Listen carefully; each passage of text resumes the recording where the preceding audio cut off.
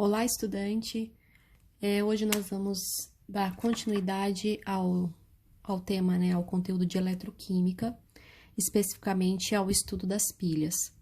Em aulas anteriores, vocês viram sobre essa pilha, que é a pilha de Daniel, que está aparecendo bem na imagem, que foi uma pilha extremamente importante, porque quando você entende o funcionamento da pilha de Daniel, você consegue compreender como as outras pilhas funcionam, né? A pilha de Daniel é uma pilha feita com metal de zinco, numa solução de sulfato de zinco, e o metal de cobre numa solução aquosa de sulfato de cobre. Só que ela é tão importante porque o funcionamento dela permite, por exemplo, que você substitua esses metais por outros e você consiga determinar qual elemento está perdendo ou ganhando elétrons, né? Porque, como já foi explicado, o que é uma pilha? Uma pilha é uma reação de oxirredução. Então, toda pilha ela vai ter um eletrodo para perder elétrons e um eletrodo para ganhar. O que perde é o que oxida e o que ganha é o que reduz. Então, só para relembrar alguns pontos aqui, né, que vocês já viram em aulas anteriores, né? No caso da pilha de Daniel, o zinco, como ele tem um potencial de redução menor, ele tem uma tendência em doar elétrons. E o cobre, né, ele juntamente com o zinco, ele vai ter a tendência de receber esses elétrons. Então, se você conectar os dois metais que a gente chama de eletrodos, né, cada recipiente desse nós chamamos de semicélulas, ou células só, tá? Então, cada recipiente desse vai ser formado por um tipo de metal. Um metal em sua própria solução. Zinco em sulfato de zinco, cobre em sulfato de cobre. Então, se você unir os dois por um fio externo, é um processo espontâneo. Automaticamente, o que tem o menor potencial de redução, né? O que tem tendência a perder elétrons, vai começar a doar, e os elétrons vão saindo. Os elétrons vai saindo do que tem o menor potencial para o que tem o maior potencial, né? Então, se você conectar nesse fio, nessa extremidade aqui, colocar uma lâmpada, um LED, um voltímetro, você vai perceber que está ocorrendo a passagem de corrente elétrica, tá? Então, isso que é uma pilha, uma reação de oxirredução, né? Uma transferência de elétrons que produz uma corrente elétrica, né? Aqui nós temos também esse tubo interno, que já foi explicado, né? Que é um tubo que contém uma solução salina, um tipo de sal. Aqui nesse exemplo, está falando do cloreto de potássio. Então, o sal, praticamente, ele possui o cátion e o ânion, né? Para que serve a ponte salina? A ponte salina é para equilibrar o excesso de íons que vai se formando em cada lado. Por exemplo, esse lado aqui do zinco, ele vai se desgastando, né? Então, essa solução vai ficando cheia de íons zinco, né? Então, essa solução vai se formando muito íons zinco 2+. E, por sua vez, o outro lado aqui, o cobre, que tinha solução cobre 2+, esse cobre, quando recebe o elétron chega desse lado, né? Esse cobre, ele vai virando metal. Então, essa placa vai corroendo e essa plaquinha vai aumentando. Então, devido a esse desequilíbrio, né? Aqui vai ficar com muita carga positiva, aqui com pouca, a ponte salina vai estabilizar e a pilha continuar funcionando. Então, essa pilha é um processo espontâneo, mas ela só funciona se tiver todos esses elementos. Os dois eletrodos, o fio externo e a ponte salina, que a gente chama de uma conexão interna, tudo bem? Então, isso foi o que vocês viram e o que foi na aula anterior, né? E que foi pedido também para vocês anotarem. Então, era já para vocês terem essa ilustração, esse processo no caderno. Se algum aluno ainda não tem, então pausa o vídeo e deixa essa descrição aí no caderno certinho, que é muito importante, tá bom? As duas semicélulas e todo esse esquema. Hoje, nós vamos utilizar, na verdade, um outro exemplo, tá? Um exemplo com outros metais, como foi explicado para vocês, certo? Como esse esquema de pilha, ele pode ser utilizado com metais diferentes. Então, hoje eu vou exemplificar e mostrar para vocês como que eu vou cobrar nos exercícios, tá? Então, por exemplo, ó, nessa ilustração aqui, você já tá vendo o que acontece depois que uma pilha começa a funcionar. Um dos metais, ele começa a corroer, pode ver que ele vai se desgastando, E o outro metal, ele vai aumentando de massa, né? Esse lado que corrói é o lado que tem o menor potencial de redução. E o lado que aumenta é o lado que tem o maior potencial de redução. Por quê? O lado que tem o menor potencial, ele vai ceder elétrons. Então, isso significa que nesse exemplo, os elétrons vão saindo desse lado do metal e indo para o outro lado, tá bom? Vou usar como exemplo aqui o íon, o metal alumínio, tá bom? Então, essa plaquinha aqui, ó, vai ser uma plaquinha de alumínio e essa outra vai ser uma plaquinha de cromo. Então, para a pilha funcionar, a plaquinha de alumínio tem que estar dentro de uma solução de sulfato de alumínio. Então, aqui a solução a gente indica pelo Al3+, tá bom? O outro lado vai ser o cromo. O cromo tem tendência em ganhar 3 elétrons, então, ele também é 3+. Então, isso aqui vai variar de exercício para exercício, tá? Cada tipo de metal, tem metal que perde 1 elétron, tem metal que perde 2, tem metal que perde 3. Então, depende do metal, tá? Esse inox, essa carga aqui, vai depender do metal que tem no exercício. Então, nesse caso, os dois possuem carga 3+. Então, isso significa que quando você faz essa conexão aqui, ó, automaticamente cada alumínio desse metal vai perder 3 elétrons. Então, quando o alumínio perde os 3 elétrons para o fio condutor, esse metal se desintegra e esses íons ficam todos em solução. Então, aqui vai ficando cheio de íons alumínio. Do outro lado, quando o elétron chega, né? O elétron é negativo. Ele vai atrair a carga positiva. Então, esse cromo que estava na solução vai se depositando. É por isso que essa plaquinha, ela aumenta de massa, aumenta de tamanho, tá bom?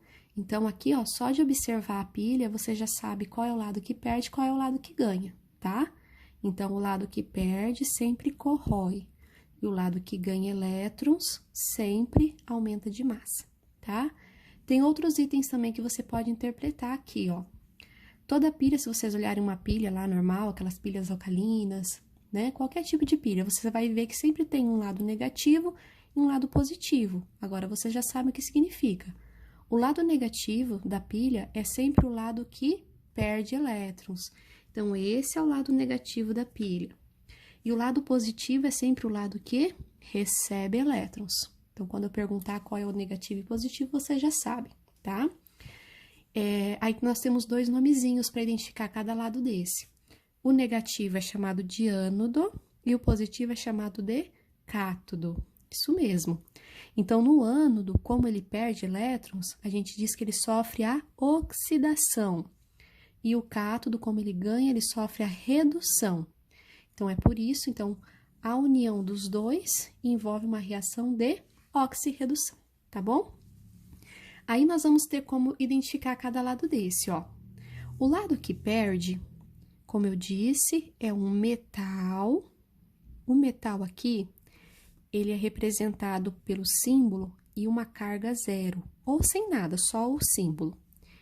E a solução é representado pelo símbolo e a carga positiva. Então, quando você vê essa designação aqui, ó, indica que o elemento oxidou, ó. Ele foi de metal para solução. Ele perdeu elétrons, então ele ficou mais positivo, tá?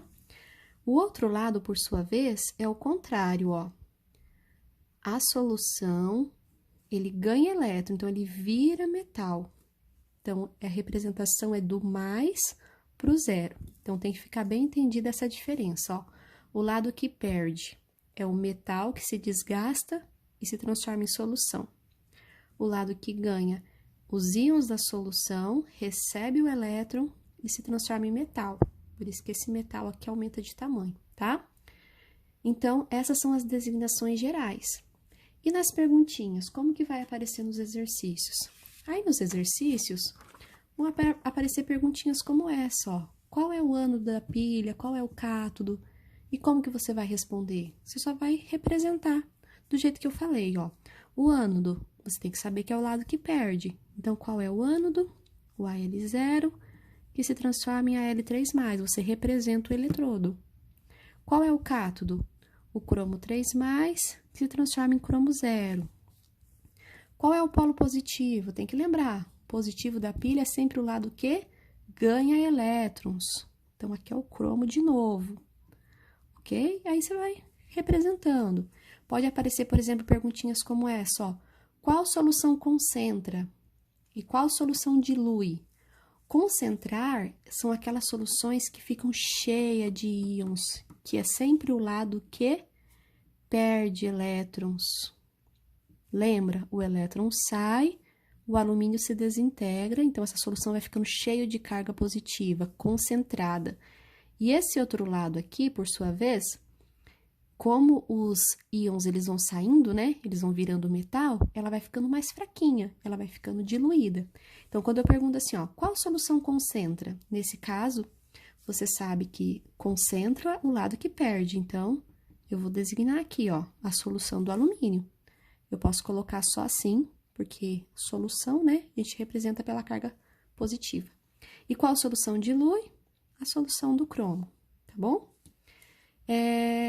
Perguntinhas também como assim, ó, qual sofre oxidação ou qual eletrodo oxida? Então, saber que aquele que oxida é sempre aquele que perde elétrons. Então, dos dois, qual está perdendo elétrons? O alumínio. Então, você vai representar o eletrodo, ó.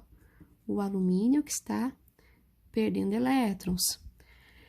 Se perguntasse assim, ó, qual é a placa que corrói, né? Que sofre, qual eletrodo sofre a corrosão, por exemplo? Aí você representaria, é o alumínio metálico. Você pode deixar só alumínio ou colocar alumínio com o zerinho aqui, tá? Então, são esses tipos de perguntas que podem aparecer nos exercícios. Aí você, fazendo esse estudo, observando o que acontece para cada eletrodo, tem como você responder tudo certinho.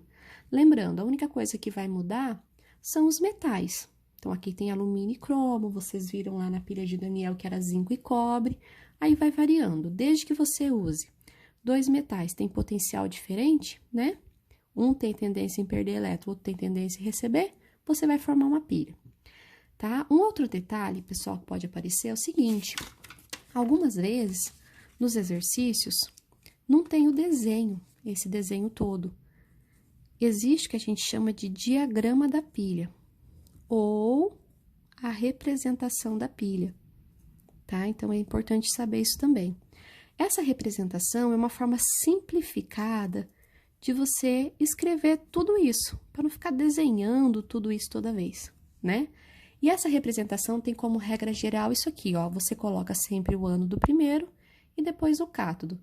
Então, se eu pedisse para você, monte o diagrama dessa pilha, o que você iria fazer? Você iria representar o eletrodo que perde elétron, no caso que é o alumínio, coloca duas barrinhas, tá? E você coloca o eletrodo que ganha elétron, sempre nessa ordem. Isso é uma observação importante, ó. Às vezes no desenho, quando eu passo o desenho para vocês, pode estar ao contrário, por exemplo, o alumínio poderia estar desse lado. Aí os elétrons, eles seguiriam o sentido para a esquerda, né? Então, no desenho pode variar a posição do ânodo e do cátodo. Agora, no diagrama, não. O diagrama sempre tem essa sequência. Primeiro é o ânodo, depois é o cátodo, tá? Por exemplo, se eu mostrasse para vocês um exemplo, tô montando aqui, fosse dessa forma, ó. Montei aqui, uma pilha de zinco e níquel. Perguntasse para você, qual dos dois eletrodos perde elétron? Então, tem que ser regra, você tem que saber. Sempre o que vai perder o elétron é o que tá primeiro, porque o primeiro aqui, ó, é sempre o ânodo. E o que vai receber é o segundo, porque o segundo representado é sempre o cátodo. Outra forma de você identificar também é pela sequência aqui dos números, né? Lembra, ó, quando você tem o zero é porque é o metal, ou, né, sem o zero, só o símbolo. E se vai do metal para a solução, significa que é uma oxidação, perdeu. Se vai da solução para o metal, significa que é uma redução, ganhou elétrons, tá bom? Então, essa é a nossa explicação, é isso que vocês vão precisar para fazer as atividades, tá? Então, se necessário, volta o vídeo, pausa, faz as anotações no caderno, copia os exemplos, tá? Tudo que for auxiliar aí para vocês resolverem as atividades, tá bom? Bons estudos!